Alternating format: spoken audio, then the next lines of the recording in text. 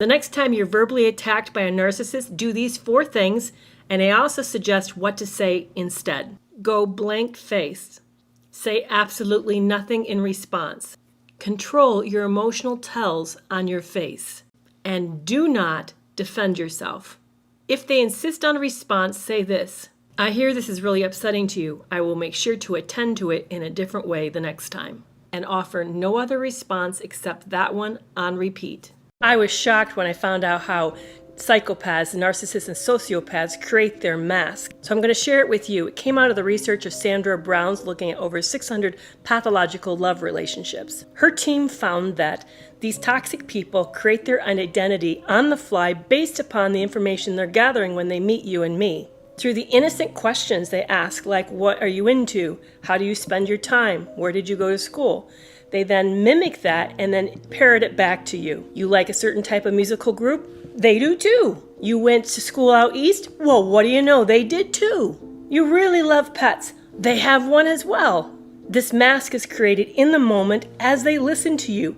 It's literally built as they meet you. And they do this from person to person, so every person has a sense of twinship, like they met their soulmate. Here's what to do the next time your partner stonewalls as a way to punish you. Stonewalling is when a partner uses silences, absences, and withdraws as a way to send a message. Don't chase after them. Don't own their message that you've done something wrong. Though it's frustrating, accept this conversation's not going to get finished. Embrace this time apart as a way to focus on yourself. None of this will be easy, but doing this will help you get better. Here's some straight talk about why it's hard to leave a narcissist. No matter how you leave or how you do it, they're going to make sure that whatever happens, there is mutual mass destruction. Are you a narcissistic abuse survivor? Then you've been accused of this stereotype: that you're a codependent, people-pleasing person who came from a dysfunctional home. That's not true for 63% of us. Actually, you're a high-quality, high-caliber person who's agreeable and has a conscience. I'm going to make a bet with you. Like a fortune teller, I'm going to tell you what happened on your first date. That pathological person that you met, during that first meeting, they told you something that made you feel very sorry for them. They gave you a down-on-the-luck story or something that went terribly wrong in their life. Something that shocked you enough that they would confide this in you that it really tugged at your heartstrings. So did I win that bet? Here's what mine told me. In our first date, he surprised me by telling me he had been sexually abused as a young boy. Think about it. How many men do you know would confide that on a first date with a stranger? I felt bad for him, yet trusted at the same time. Somehow he knew that would really get to me, that would tug at me in such a way that I would be profoundly moved. Do you know why you're not going to get closure leaving that toxic relationship? Because you never met a real person. It's hard to get closure from a ghost. Have you noticed how pervasive victim blaming has gotten? Actually, anyone who victim blames you is sharing more about themselves than they are about you. This is a common mindset with predators. It says that your pleasing, vulnerable qualities justify the abuse. That basically, you asked for it. Are you in a relationship that you wonder has staying power? John Gottman was able to identify 4 characteristics that he found predict the end of most relationships. They are defensiveness, when someone offers an excuse instead of attempting to find a solution to the problem. Stonewalling, when one partner ends the conversation whenever it moves into territory that they're uncomfortable with instead of finding closure to the topic. Criticalness, when one partner needs to find fault with the other partner about their thoughts, looks, opinions, and actions. Finally, the worst is contempt. That's a chronic show of disrespect through even mild things like eye-rolling, scoffing, and making jokes at the expense of the partner. You see all 4 signs of these, then your relationship has entered very dangerous territory. Do you want to know why it's hard for abuse victims to leave? Here's some straight talk as an abuse survivor. Those that abuse us confide in us. They share a part of themselves that is broken and very vulnerable. It tugs powerfully at us and makes us feel super connected, but also very sympathetic. And it also justifies what they do. They do these awful things because they're broken, because of this wounded part of them, and gives us the belief that if we could heal that part, then they would become a wonderful person, that we would get all the best parts of them. So we stay and hope and put up with the abuse. Do you have a partner who just abruptly ends conversations because they don't like talking about the topic? This happens for all kinds of reasons. Neurodivergent people do it, also people who are emotionally aroused do it, but also toxic people do it. I want to address those who are in a toxic relationship who are being specifically stonewalled.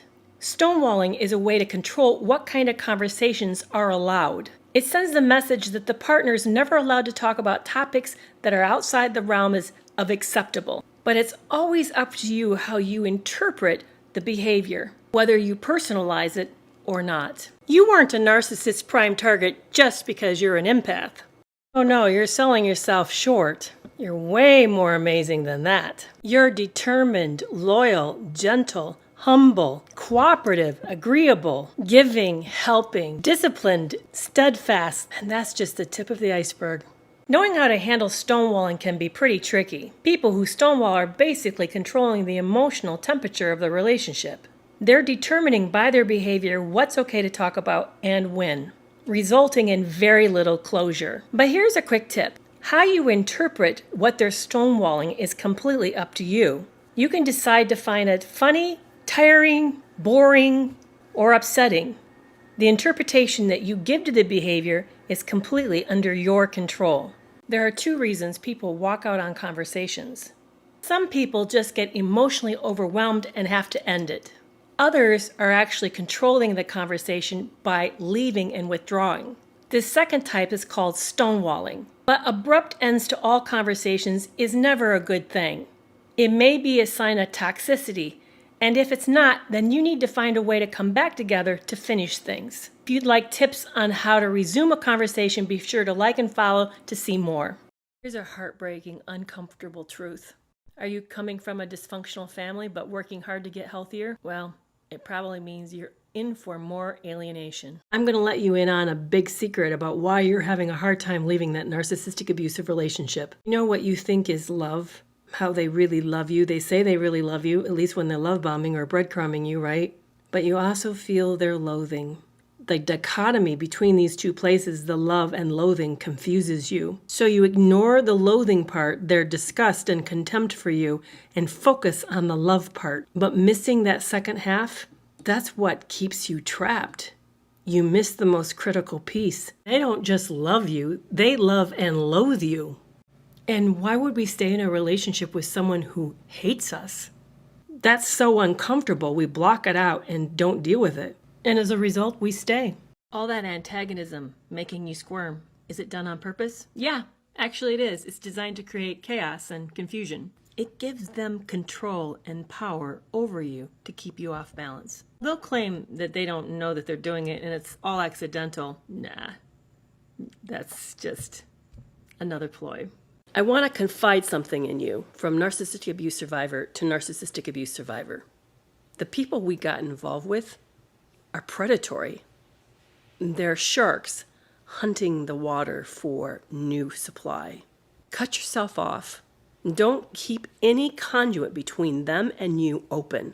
Block social media profiles, block their phone numbers, block their emails. Take a long look at any mutual friends or family members that might act as a conduit of information between them and you, or you and them. And then be careful around family crisis and holidays. Any opportunity, when they circle back, it's not because they're thinking of you fondly. It's not because they've changed. It's because they've run out of supply. Yesterday, I got called out on a TikTok live for demonizing narcissists. They claimed that my discussion of this topic was hurting everybody who'd been diagnosed with narcissism. I'm going to ignore for a moment this classic move to play the victim. Let's think about this commenter's comment logically. Why are narcissists demonized? Because their excessive need for control and their deceptive practices results in massive damage in the lives of others. So, does it stop the abuse if we stop calling out bad behavior? Wouldn't the more logical solution be stop behaving that way? Then there's nothing to demonize.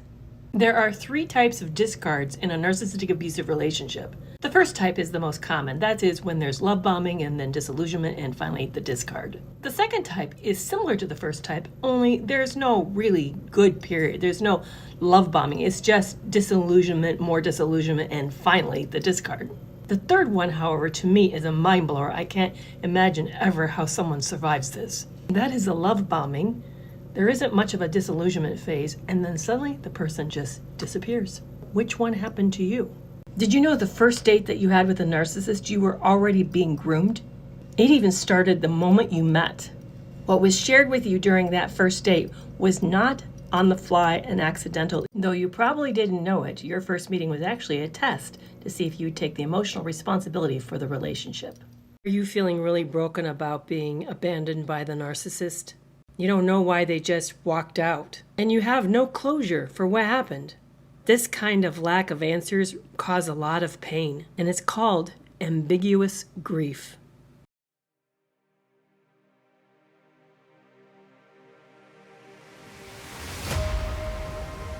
I had never felt more alone during the years that I'd spent in the abusive relationship. Shame and fear cut me off from the rest of the world and made it difficult to share what was going on. Are you going through something similar? If so, then you're going to want to read my book, Love You More, The Harrowing Tales of Lies, Sex Addiction, and Double Cross. It's a true story of what happened to me. You'll discover that you're not alone, and that you'll find out also what it took for me to finally escape. You can buy the book at all the major online stores or buy it directly from me and get a discount. For info on where to get your copy, please see the link in my bio.